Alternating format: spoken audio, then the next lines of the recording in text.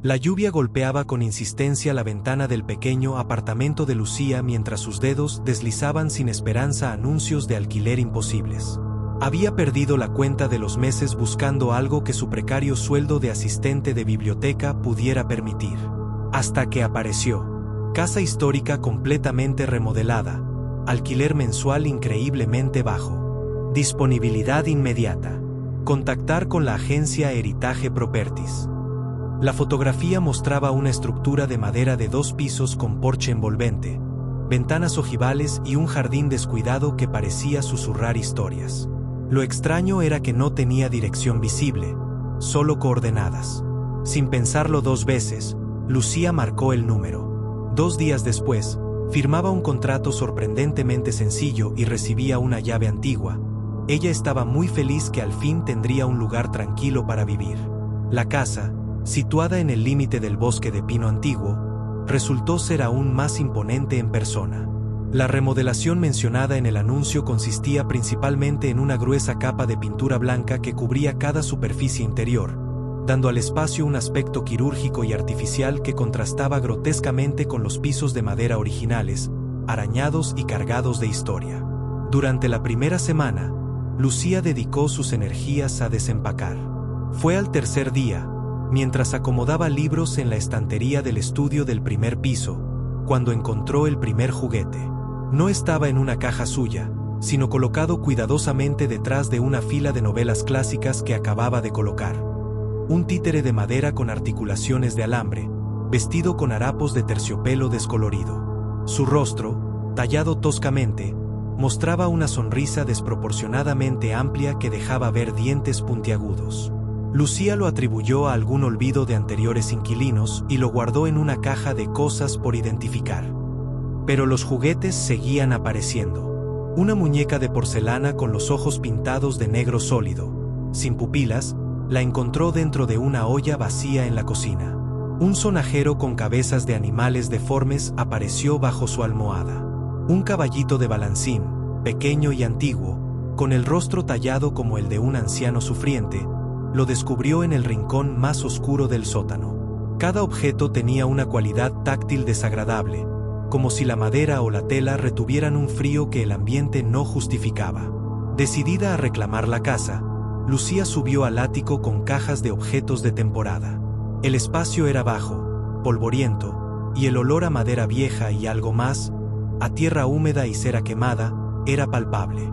Mientras empujaba una caja contra la pared del fondo, un trozo de pintura blanca del tamaño de su mano se desprendió y cayó a sus pies.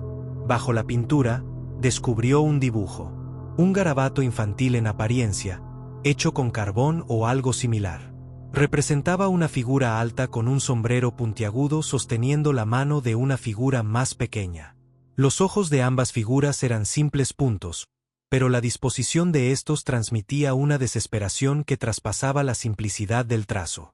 Intrigada y con un nudo en el estómago, Lucía raspó un área más grande con la uña. Surgieron más dibujos, círculos concéntricos, espirales que terminaban en ojos, árboles con raíces que parecían garras. Y entre ellos, símbolos claramente no infantiles. Una luna estilizada con rostro perfilado y un sol cuyos rayos se enroscaban como serpientes. Le recordaron vagamente a los arcanos del tarot. El descubrimiento la obsesionó. Armada con una espátula de pintor, pasó los 2 días siguientes en el ático, revelando meticulosamente la pared. La pintura blanca, ahora lo veía claro, no era para remodelar, sino para ocultar. Una capa tras otra, la historia macabra de la habitación se desplegaba. Hasta que, en la parte más baja, cerca del suelo, las letras surgieron, talladas en la madera y luego pintadas sobre Gilbert. La T final tenía una profunda hendidura, como si alguien hubiera golpeado el cincel con rabia o desesperación. Lucía bajó del ático con escalofríos recorriéndole la espalda. Gilbert. Un nombre. ¿El autor de los dibujos? Esa noche, mientras caminaba por el pasillo del primer piso, una tabla del suelo de madera crujió de manera anormal bajo su pie. No era el crujido habitual de la madera vieja, sino un sonido hueco, suelto. Se arrodilló y examinó las tablas. Varias, en una sección del pasillo que conducía a una pequeña habitación trasera, que el plano identificaba como cuarto de costura, parecían no estar clavadas. Con las uñas, logró levantar una esquina. Debajo, no había vigas ni tierra, sino un espacio oscuro. Alumbró con la linterna de su teléfono. El haz de luz iluminó primero un óvalo de madera pulida con letras desgastadas. Su corazón se detuvo. Era una tabla de Ouija. Pero no una cualquiera. Era grande, artesanal, y alrededor del alfabeto y los números habían sido tallados los mismos símbolos del ático: el sol serpentino y la luna con rostro. Y colocados encima, como piezas de un juego abandonado, había 3 pequeñas figuras. 2 muñecos de trapo, retorcidos en formas imposibles, y una talla de madera que representaba a un niño con las manos atadas a la espalda. El aire se volvió espeso. Lucía retrocedió, tapando rápidamente el hueco. Necesitaba respuestas. La casa ya no era un refugio, era un interrogante cada día más siniestra. Al día siguiente, Lucía llamó al trabajo pidiendo unos días libres y se dirigió a la biblioteca histórica del condado. La biblioteca histórica del condado olía a papel viejo y cera de suelo, un aroma que normalmente a Lucía le resultaba reconfortante. Hoy, sin embargo, le parecía el olor de secretos enterrados. La señora Ellis, la archivera cuyo rostro amable estaba surcado por mapas de 1000 historias leídas, la recibió con una sonrisa profesional que se congeló al escuchar la dirección de la casa de Meadow Lane. Meadow Lane, el número 17, repitió la anciana, y su mano fue inconscientemente a un pequeño colgante de plata que llevaba al cuello, una luna creciente. La casa Ainsworth. Hace mucho que no consultamos ese expediente. No es que esté perdido, es que está silenciado. Intrigada y con un nudo en el pecho, Lucía siguió a la señora Ellis más allá de la sala de lectura pública, a través de una puerta con la inscripción Archivo Físico, Acceso Restringido. El pasillo era estrecho y las estanterías de metal alcanzaban el techo, cargadas con legajos atados con cintas ya descoloridas.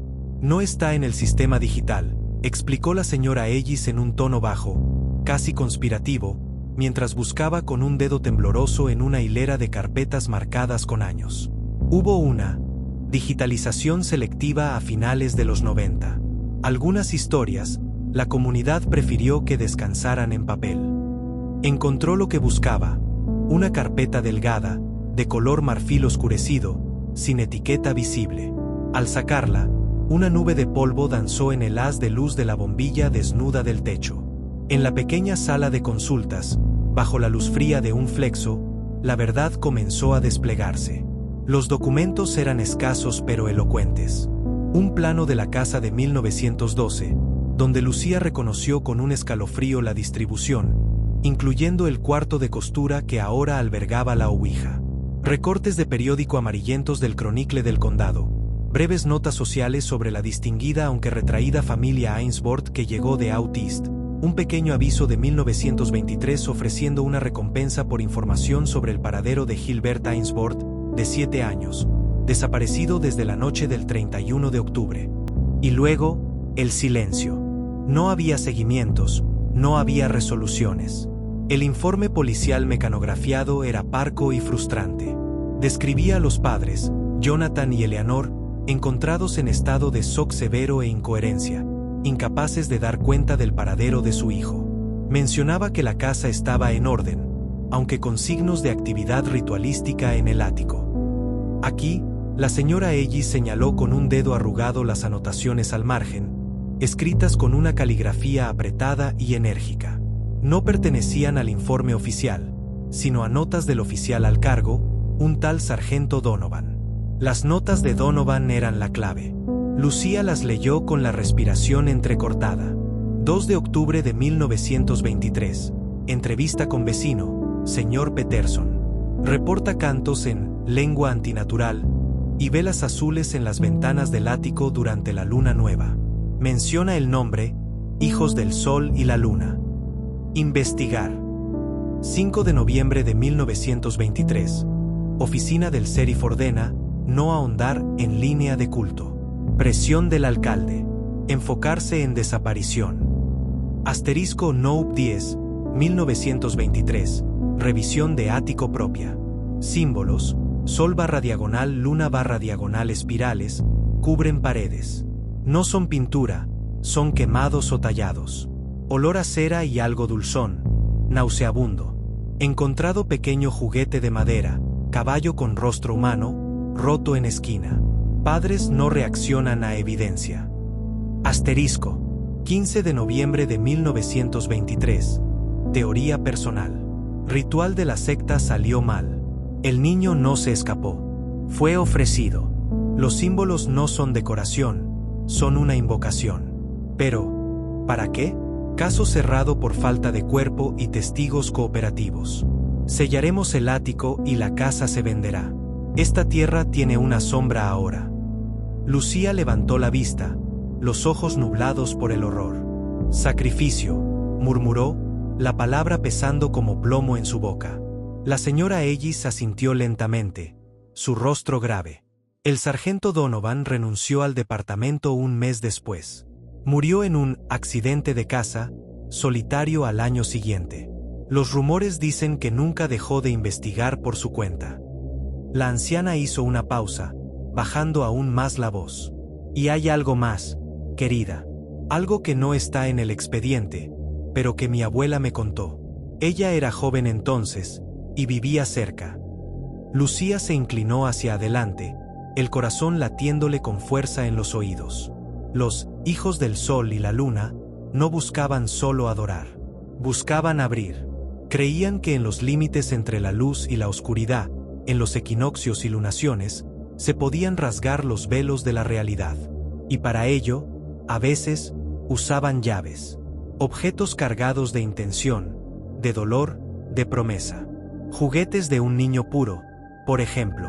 O el nombre de ese niño, escrito en el lugar correcto, con la sangre correcta. La mirada de la señora Ellis se posó en el colgante de la luna. Se decía que Gilbert tenía un don para ver espíritus. Para sus padres, en su fanatismo, eso debió de hacerlo no su hijo, sino el instrumento perfecto. El mundo de Lucía se desvaneció por un momento. Los juguetes que aparecían, los dibujos perturbadores, el nombre Gilbert tallado, la ouija con los símbolos, escondida bajo el suelo. No eran reliquias olvidadas, eran piezas de una yuma, una llave que ella, sin saberlo, estaba activando al descubrirlas, al perturbarlas, al vivir en esa casa. ¿Qué pasó con los padres?, logró preguntar, su voz apenas un hilo. Internados en Willow Creek. Eleanor murió al año, su certificado dice melancolía, pero las enfermeras susurraban que solo dejaba de hablar, sus ojos siempre fijos en la luna por la ventana. Jonathan escapó una noche de luna llena en el 25. La puerta de su celda estaba abierta, no forzada. En su cama, encontraron tallado en la madera el mismo símbolo del sol con rayos de serpiente. La señora Ellis cerró la carpeta con firmeza, el polvo asentándose. La casa pasó por varias manos rápidas, siempre con historias de fenómenos. Hasta que, en los años 70, una inmobiliaria la compró, la pintó toda de blanco de arriba a abajo, y la alquiló solo a inquilinos de paso, nunca por mucho tiempo. Hasta que llegaste tú, cariño. Lucía sintió que el frío del archivo se le metía en los huesos. No era una víctima aleatoria. La casa, o lo que habitaba en ella, la había atraído. El anuncio, el precio, la disponibilidad. Todo era un cebo. Al despedirse, la señora Ellis le tomó la mano con una fuerza sorprendente. Su mirada era de profunda preocupación. Lucía, hija, dijo, su voz ahora una sombra de sonido. No vuelvas a esa casa. Lo que buscaban abrir, tal vez solo necesitaban un último ingrediente. Alguien desde fuera, con miedo pero con voluntad, que removiera las piezas. Has quitado la pintura. Has dicho el nombre. Has tocado el tablero. No les des también tu presencia. Pero era demasiado tarde. Lucía ya lo sabía. Al investigar, al desenterrar la historia, había completado un circuito. La investigación no era el final de su pesadilla, era el preludio. La conexión entre lo que aprendió en la fría luz del archivo y lo que estaba a punto de suceder en la oscuridad de su casa era ya una cuerda tensa, lista para hacer sonar una campana en un mundo que no era el suyo. Lucía regresó a la casa al atardecer, sintiéndose observada por cada ventana oscura. Sabía que tenía que irse. Empacó apresuradamente. Mientras llenaba una maleta en su dormitorio, escuchó un sonido claro y distintivo, el crujido hueco de la tabla del pasillo. No era su imaginación. Con el corazón en la garganta, tomó un candelero pesado y salió de la habitación. La tabla que había vuelto a colocar estaba ahora completamente fuera de su sitio, apoyada contra la pared. Y desde el hueco en el suelo, un tenue brillo azul pálido emanaba. Se acercó, forzada por una mezcla de terror y una compulsión irracional. La tabla de Ouija estaba ahora iluminada, como si los símbolos del sol y la luna estuvieran impregnados de una fosforescencia antigua.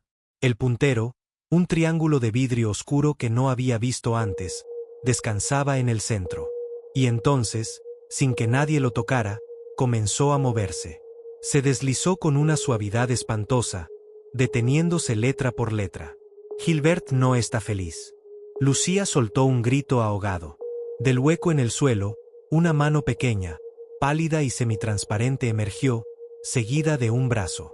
Los dedos se cerraron alrededor del muñeco de madera del niño atado. Y entonces, desde el ático, llegó el sonido claro y desgarrador de un niño llorando. La pintura blanca en todas las paredes de la casa comenzó a agrietarse a la vez, con un sonido como de hielo quebradizo, revelando debajo el horror ilustrado de Gilbert, los símbolos prohibidos de la secta, y una verdad última: la casa nunca había sido remodelada. Había sido disfrazada. Y ahora que Lucía había despertado su historia, los juguetes, los símbolos y el niño que quedó atrapado entre el ritual y la eternidad, tenían una nueva compañera de juegos. La última cosa que vio Lucía, antes de que las sombras del pasillo se alargaran y la envolvieran, fue el títere de la sonrisa puntiaguda, sentado ahora en el umbral de su habitación, su cabeza de madera girando lentamente hacia ella, mientras la pintura blanca caía como nieve sucia a su alrededor, y el nombre Gilbert se escribía una y otra vez en todas las paredes visibles, en letras de carbón fresco. La señora Ellis, al darse cuenta que ya había pasado una semana sin saber de Lucía. 7 días en los que el silencio procedente de la casa Ainsworth se volvió más denso, más absoluto, que cualquier rumor del archivo. Lucía no regresó a la biblioteca para devolver los documentos prestados, un préstamo informal que la anciana ahora lamentaba, ni respondió a las 3 llamadas corteses que realizó al número que la joven había dejado. Un frío que nada tenía que ver con el otoño se instaló en el corazón de la archivera. Recordó la expresión de Lucía al marcharse. No solo miedo, sino una especie de resignación fatalista, como si ya hubiera visto el final escrito en las mismas paredes que había descubierto. Al 8º día, con manos temblorosas, la señora Ellis llamó a la oficina del sheriff. La respuesta oficial fue rápida, profesional y profundamente insatisfactoria. 2 agentes registraron la casa Ainsworth. Encontraron lo que cualquier mirada superficial encontraría: una vivienda en proceso de mudanza, con algunas cajas medio empacadas y ropa en la cama. La pintura blanca de las paredes estaba intacta. Las tablas del pasillo, firmemente aseguradas. El ático, vacío y polvoriento, sin rastro de dibujos o símbolos. No había títeres, ni muñecas, ni tableros de Ouija antiguos. No había signos de lucha, de huida precipitada o de presencia alguna aparte de la de Lucía. El informe preliminar concluyó con la teoría más lógica: la joven inquilina, posiblemente abrumada por el estrés de la mudanza o por problemas personales, había decidido abandonar el lugar y su vida anterior de forma voluntaria, quizás dejando atrás sus pertenencias. Se archivó como una persona desaparecida de bajo riesgo, un caso más de los muchos adultos que deciden desaparecer cada año. Pero la señora Ellis no se rindió. Presionó, usando el poco peso que le daban sus décadas de servicio a la comunidad. Logró que, una semana después, se realizara una búsqueda exhaustiva. Un equipo con perros rastreadores, agentes de paisano y voluntarios peinó la casa milímetro a milímetro y el bosque circundante. Los perros, normalmente impasibles, se mostraron inquietos dentro de la vivienda, especialmente en el pasillo del primer piso y al pie de la escalera al ático, pero sin seguir un rastro concreto. Ladraban a rincones vacíos y se negaban a subir al piso superior. En el exterior, perdieron todo rastro de Lucía a escasos metros de la puerta trasera, como si su esencia se hubiera evaporado. La búsqueda no encontró el teléfono de Lucía, su cartera, ni las llaves de la casa. Tampoco encontró la carpeta de los Ainsworth. Era como si esos objetos, y la joven que los portaba, hubieran sido cuidadosamente extraídos de la realidad. El caso, a falta de pruebas, de un cuerpo o de cualquier pista creíble, se enfrió. Pasó a un archivo de casos fríos, donde los expedientes digitales incluían una foto sonriente de Lucía y una descripción física. La casa de Meadow Lane, tras una limpieza y pintura de mantenimiento, otra capa de blanco sobre lo existente, volvió a aparecer en el mercado de alquiler, con un precio aún más bajo y una disponibilidad inmediata. Hasta la actualidad, no se ha encontrado ningún rastro de Lucía. Pero en el pueblo, ciertos rumores persisten, basados en susurros en la cafetería o en la cola del supermercado. El cartero jura que algunas mañanas de niebla, ve la silueta de una mujer joven asomada a la ventana del ático de la casa Ainsworth, mirando fijamente hacia el bosque. Otros hablan de que, si pasas muy cerca de la valla del jardín en una noche de luna nueva, puedes escuchar, muy débilmente, dos sonidos superpuestos: el llanto desconsolado de un niño y el raspar insistente de unas uñas, intentando atravesar una capa de pintura blanca desde el otro lado. La señora Ellis, ahora retirada, visita a veces la biblioteca. Su mirada se posa siempre, por un instante, en la estantería de archivos restringidos. Ya no tiene la carpeta de los Ainsworth. La devolvió al vacío del que salió. Pero en su casa, guarda una sola nota escrita a mano, una copia de la anotación más ominosa del sargento Donovan, que hizo aquel día antes de que Lucía se marchara. Los símbolos no son decoración, son una invocación. Pero, ¿para qué? Ahora, la anciana cree saber la respuesta. No era para traer algo a este mundo. Era para llevarse a alguien al suyo. La secta no sacrificó a Gilbert para obtener poder. Quizás, en su locura, intentaron ofrecerlo como pago para cruzar un umbral, para alcanzar una dimensión a la que solo un niño con el don podía acceder. Y fallaron, dejando al niño atrapado en el intermedio, en la casa límite.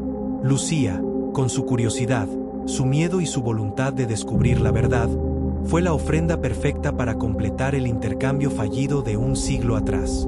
No la mataron, la canjearon. Y en algún lugar, más allá de la pintura blanca que todo lo tapa, más allá de las tablas del suelo que esconden portales, Lucía y Gilbert juegan un juego eterno, rodeados de juguetes siniestros y símbolos ardientes, atrapados en un ático que ya no existe en ningún plano que podamos medir o entender, esperando, quizás, a que alguien más quite la siguiente capa, pronuncie el siguiente nombre, y complete el siguiente ciclo de la invocación que nunca debería haber sido escrita.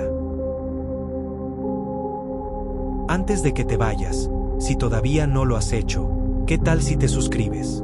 Es completamente gratis y así YouTube te avisará cada vez que subamos un video nuevo. La idea es crear una comunidad para todos los curiosos de lo inexplicable. Nos vemos en el próximo video.